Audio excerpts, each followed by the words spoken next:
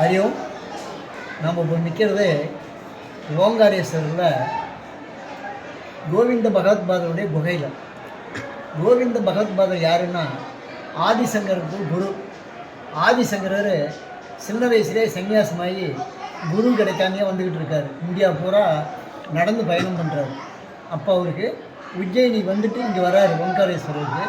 அப்போ இந்த குகையில் தான் அந்த கோவிந்த பகவத்பாதர் அப்படிங்கிற கௌடபாதர் அவரை சிஷியனை ஏற்றுக்கிட்டு அவர் அவருக்கு குருவாக ஆகிறார். அந்த குகையில் நாம் இருக்கிறோம். இப்போ ஓங்காரேஸ்வரர் அப்படிங்கிறத ரொம்ப சிறப்பான தலம், ஜோதிலிங்க ஸ்தலம். இது எப்படி அப்படின்னா, இது நர்மதை நதிக்கரையில் இருக்குது.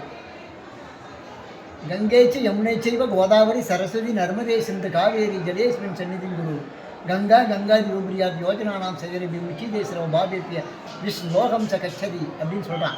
அதாவது 7 புனித நதிகள் நர்மதி ஒன்று.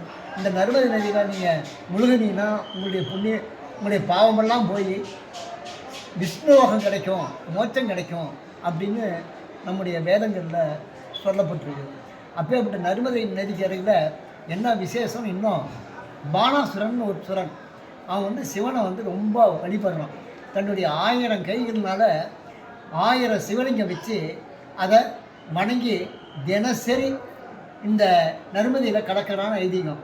அதனால தான் நர்மதை நதிகள்லாம் நிறைய பானலிங்கங்கள் கிடைக்கும்.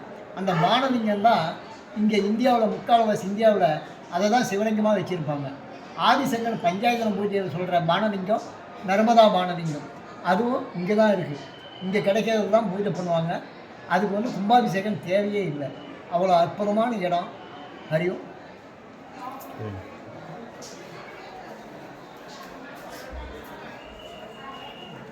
இதுதான் அந்த குகை.